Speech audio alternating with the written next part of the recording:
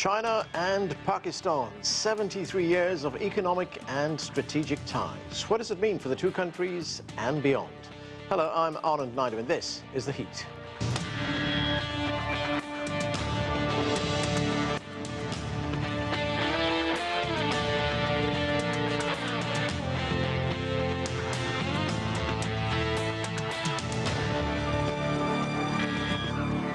Pakistan's Deputy Prime Minister and Foreign Minister Mohammad Ishaq is in China for 4 days of talks.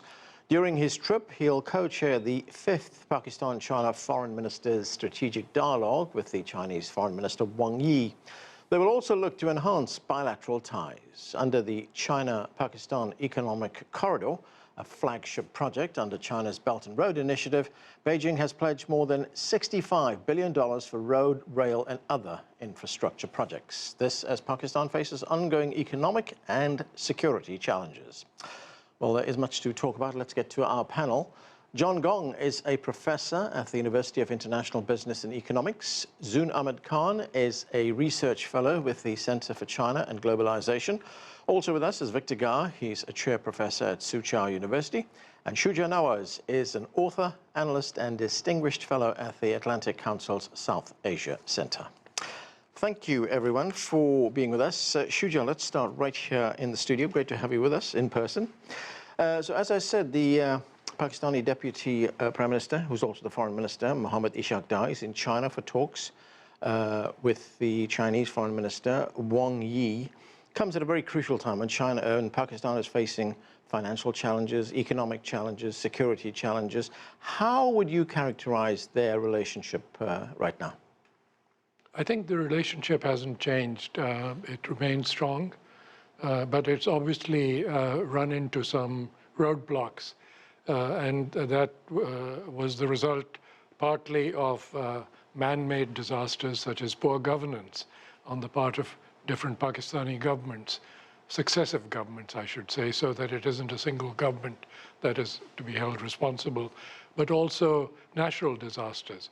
So we had COVID. And then on top of that, in 2022, Pakistan faced devastating floods again, which were really bad, not as bad as the ones in 2010, but they certainly didn't help the recovery of the economy.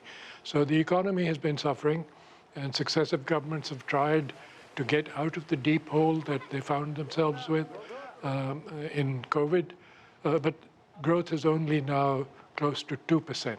It needs to be close to 6 to 7% for Pakistan to grow and sustain its development. And so China's CPEC, which is now entering phase 2, becomes very critical. And it's very critical that both countries work out a very practical and practicable way of dealing with projects and financing for the future, because it is obvious that the current scheme has not worked out as well as it should have. Right, and Shuja, as you say, economic growth has to move up from 2%, what is projected right now, up to 6 or 7%. How does that fit in with the projects that CPEC will bring online in terms of pushing up growth, creating jobs, generally moving the economy to the levels that you were talking about? Well, the principal jobs that were initiated in phase 1 were infrastructure, which included the upgradation of the railway lines. That project is still ongoing. It hasn't taken off. Improving the highway system, improving connectivity, and then improving the power sector, in which there were coal as well as hydropower and a couple of wind projects. But very few of them have actually been completed, so they're behind schedule. The next phase really should be to produce jointly, using the special economic zones that have been set up under CPEC by Pakistan, at a number of locations. There's something like 10 special economic zones, using them as a base for export-led growth, which means manufacturing and exports, particularly to the Middle East, involving Chinese investment, but Pakistani labor. And Pakistan will have to do a lot to improve its labor by educating them and by keeping them healthy. So it means shifting Pakistan's internal expenditures towards the social sectors much more than it has in the past. Victor Gao, this relationship between Pakistan and China, it's an enduring relationship. It goes back decades. Now, these latest talks, which are taking place in Beijing, they're aimed at improving the relationship. I mean, how do you see it? Where is the potential for improvement? And we were talking about CPEC, which is, as we described it, China's flagship project in Pakistan right now. How do you see all of this fit together? Thank you very much for having me. First of all, China-Pakistani relations are really ironclad relations of brotherhood and sisterhood. We respect each other, even though the two countries are very different in terms of the systems, of background, cultural background, you name it. However, the two countries do respect each other and treat each other completely as an equal. And to any extent of necessity, the two countries help out each other in times of difficulties, in times of crises and testing moments in the international relations. Now, when we talk about nurturing the environment for development in Pakistan, purely from the Chinese perspective, two things will be crucially important. One is to maintain domestic stability at any cost in Pakistan. Secondly, to avoid any war and to promote peace internationally, including with its neighboring countries. Now, I think Pakistan is on the right direction, and China and Pakistan can really help each other, not only in terms of the domestic economic development, but also in terms of improved international environment for both China and Pakistan. You mentioned areas of improvement. While the CPEC projects, mostly infrastructure, power generation, etc., are crucially important, I think China and Pakistan should also focus on smaller, medium-sized projects which can really generate immediate goods for people in Pakistan. The projects do not need to be always gigantic projects, which are long-term and capital-intensive. But we could also focus on smaller but intensive projects which can generate results right away for the masses of the people in Pakistan. As a matter of fact, China has been going on like this. We focus on road construction, infrastructure of all kinds, but we also nurture the rapid development of small and medium-sized private companies. And I think China and Pakistan should really share experience and encourage smaller and medium-sized companies in Pakistan to really develop very quickly, to take off, and to become key ingredient parts of the national economy in Pakistan. Zoon, great to see you. I'm going to talk a little bit more about CPEC, but that is a major project. What do you make of Victor's suggestion that the two countries need to look at perhaps Chinese investment in smaller projects, more intensive projects in Pakistan? Thank you, Anand, for having me. And I couldn't agree more with Victor Gao. In fact, I mean, if we look at the evolution of the China-Pakistan economic corridor, of course, in 2015, we had the commitment of $46 billion that later became $65 billion on infrastructure, energy, special economic zones, the port of Gwadar. Phase 2 did start shortly after that, and in 2017, 2018, we saw, including at that time, Chief Minister Shehbaz Sharif leading delegations to come and try and attract Chinese investors to Pakistan and investors in general. So CPEC has always been about utilization of this core infrastructure that was Pakistan's necessity. Coming to Victor's point, absolutely, you know, the whole purpose, the way to gauge the success of the China-Pakistan economic corridor is how many jobs are going to be created. It's going to be about what are the positive outcomes in different specific sectors. For instance, the agriculture sector that employs 50% of Pakistan's labor and accounts for 25% of the GDP. It's going to be about IT, about education, about cultural collaboration. So we are focusing on these targeted smaller projects which are more which are going to define the social development. Yeah. And this is again one of the core mandates with which Shehbaz Sharif comes as Prime Minister. Right, and Zoon, just getting to some of the details of CPEC, of course this connects Pakistan's southwest Gwadar with Kashgar in northwest China's Xinjiang Uyghur Autonomous Region. The focus is on energy, transportation, and industrial cooperation as well. The Pakistan Federal Minister of Planning, he's been talking about it. Let's listen to some of what he had to say. CPEC has created more than 200,000 jobs. It has connected many parts of the country, has improved logistics efficiency in Pakistan, has helped Pakistan achieve energy efficiency. We will undertake under second phase of CPEC projects that will spur growth in Pakistan's economy. That will involve infrastructure projects. We hope that in the phase 2, we will have more regional cooperation under CPEC, and that will make Pakistan center of trade, commerce, business in the region that will connect almost 3 billion people in this region. So, Zoon, we heard the federal minister there talk about phase 2 of the CPEC project, and phase 2 will focus, as he pointed out, on agriculture, technology, things like renewable energy as well. Talk to us about that part of the project. Well, firstly, when he talks about the regional connectivity aspect, it is true that for Pakistan's own development, even prior to CPEC, even back in the 80s and 90s, the vision has always been for Pakistan to potentially act as a connectivity point, between landlocked regions, north of Pakistan towards the Arabian Sea and access to different markets. Speaking specifically of IT, agriculture, the sectors that he's focusing on, these have been priorities simply because of the reason that they will have maximum social impact. These are also, aspects of China's economy that deeply inspire Pakistan. When we look at the agricultural improvements, the agricultural technology, the yield improvement, and what kind of impact that's had on rural revitalization, poverty alleviation. These are facets of China's development that deeply inspire Pakistan, and we see them as, again, like Victor also mentioned, those aspects of CPEC which can have deeper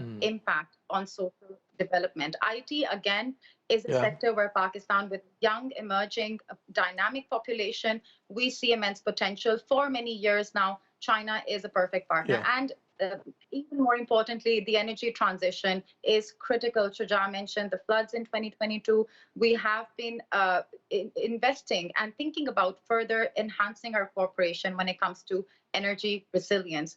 Moving towards that is going to be undoubtedly in partnership with China. John Gong, let's talk about one of the major challenges that Pakistan faces, and that is debt. The current foreign debt is $124.5 billion.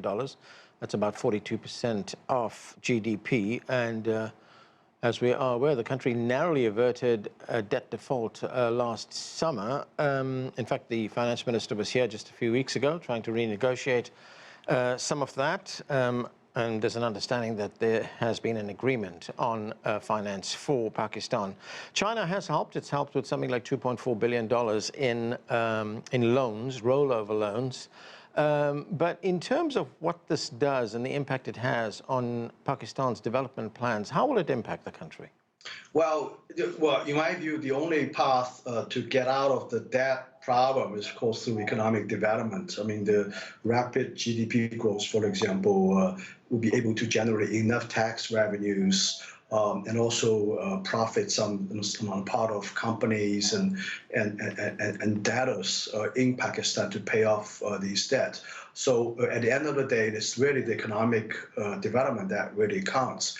But the problem is, I think, is that if you look at the countries that have been quite successful in terms of taking off, in terms of rapid economic development, I think invariably we're looking at a model very much similar like China's, that is attracting foreign direct investment and very much a exports-oriented, at least initially, during the development process. That's what we in economics we call the exports-driven growth. Now the issue is that clearly Pakistan seems to be losing ground in the competition against India. India and Pakistan competition is probably the perpetual story in South Asia continent. On a global level, the narrative right now is that, well, India is going to be next China. It's a much larger market. You're seeing these, very impressive GDP growth for the last few years, and foreign direct investment from Western companies, particularly I think from the United States, are pouring into India. So this begs the question: why it's not happening to Pakistan? So I think, and even to some extent, you look at the foreign direct investment from Chinese companies. Even I would even argue that probably more investment by Chinese companies in India as opposed in Pakistan. So the question really is, why is that? Why is happening? Why it's not happening? I think, I've been also thinking about this program ever since you requested me on this program. I think. The driving issue is really the political instability problem, and also I think the societal security problem. I mean, we have been seeing several terrorist attacks against Chinese companies' operations in Pakistan, and this causes a lot of public media exposure in China, and certainly that's not going to be good for many business community leaders. And on top of this, I think the previous panelists mentioned the political stability problem.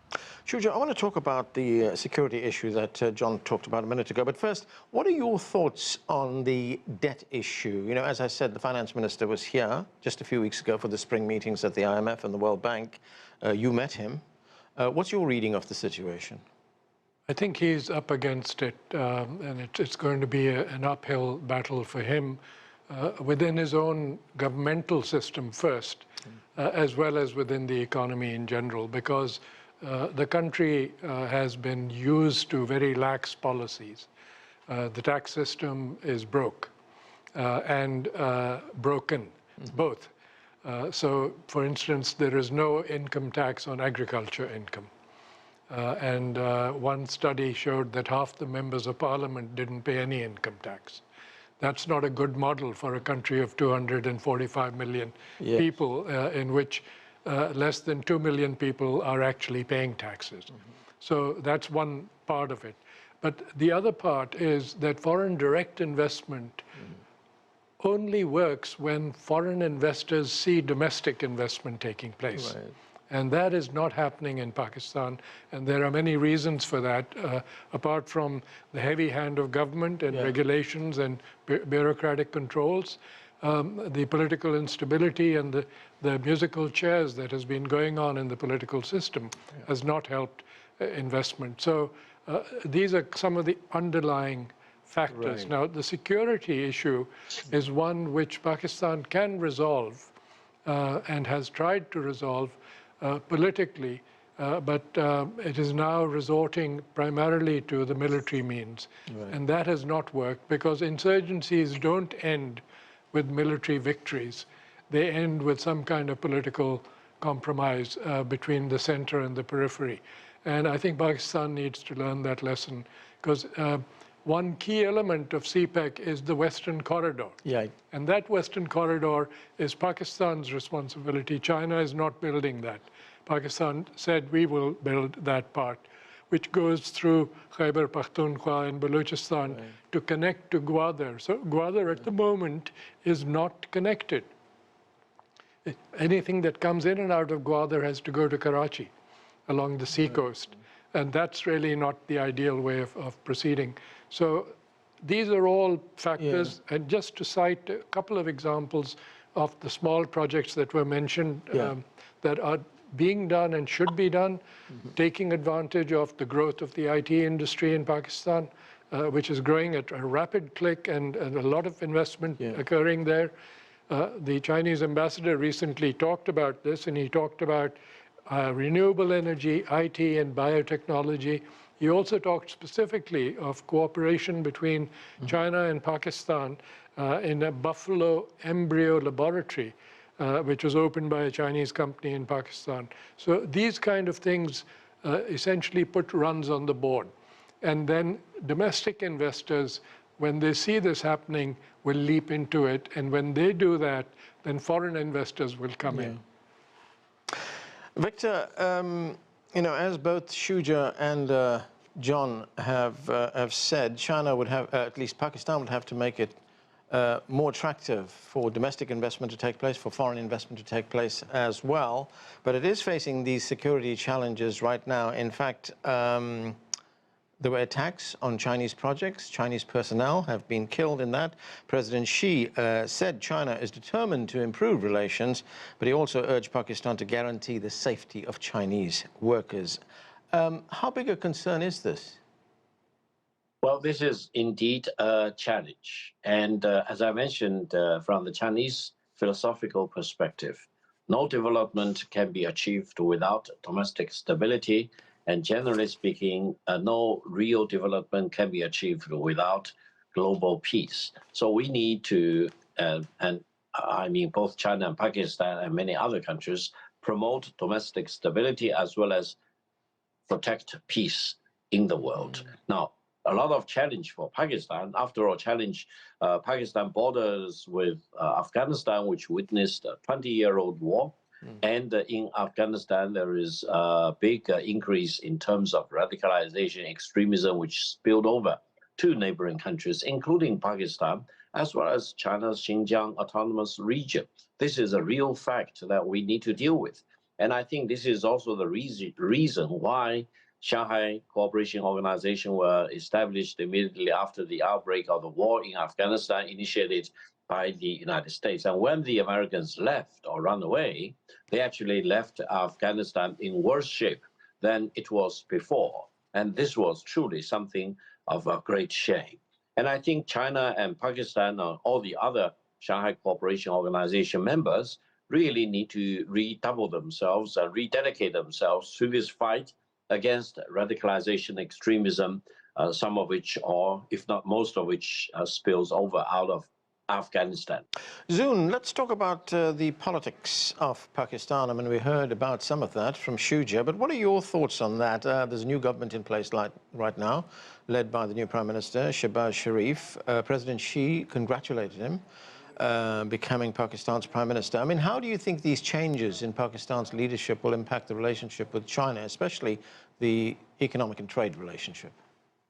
Well, I mean, of course, one of the things that I think all of the panelists have agreed on is that the political uncertainty and polarization has been a major factor, you know, in curbing, you know, the degree to which CPEC could have progressed. That said, it is true that there is deep optimism when Shehbaz Sharif comes in to power as Prime Minister, because this government, essentially the PMLN government, and in specific, Shehbaz Sharif being Chief Minister of Punjab when the first phase of CPEC was announced, has a good reputation in terms of facilitating the projects in a speedy manner. So even though we say in Pakistan that all political parties believe that CPEC is central to Pakistan's domestic development and is central to Pakistan's, you know, regional aspirations as well, connectivity, etc., but the track record of this particular government has been better in terms of facilitating investments and also investor confidence. So I think we can expect that with this government in power, of course, despite the current challenges, they will, for instance, maybe bring in some policies, bring in some, introduce some reforms. For example, they have the Special Investment Facilitation Council, because they realize that I agree with Shuja when he says that we need domestic investors to boost foreign investor confidence. And I think this is something that they should work on. Pakistani businesses coming to China and attracting Chinese businesses, right? But at the same time, this one-stop shop, or like a better coordination between different industries, can also play a role in facilitating. So I think there is optimism, but there is a lot that both sides need to work on. All right, John, looking at some of the numbers on two-way trade, I mean, there's a huge imbalance, isn't there? There was a report put out by the Observatory of Economic Opportunity, and that report was put out in 2022, and it showed that Pakistan exported $2.79 billion in goods to China, but China's exports to Pakistan is $21 billion. I mean, is there the potential to sort of level that, to balance the numbers out a bit? Well, this is Actually, not atypical, compared to China's trading relationship with a lot of countries in the developing world. I think the root issue is that overall China is a manufacturing economy. It has a lot more sort of, a little bit high-tech, high-value-added products, especially, mechanical equipment, transportation equipment, these type of things that are, quite needed in building infrastructures. I would imagine the CPAC projects, for example, they're using a lot of equipment, indeed, imported from China, and that's probably driving the trade numbers. But I think at a very fundamental level, both countries' economies are very complementary. Certainly, we are exporting things that Pakistanis want, and Pakistanis right now, the products, can be quite popular here in China. I think the issue is to find more potential for importing more things from Pakistan to help assuaging that fairly large trade deficit on their side. Shuja, I've just got about a minute left, but I want to talk about a comment made by the Deputy Prime Minister. He said that Pakistan wants to advance cooperation with the Shanghai Cooperation Organization, especially on security. What does that mean in practical terms? I don't know what it means, particularly since Pakistan just this week has had a security dialogue with the United States on counter-terrorism.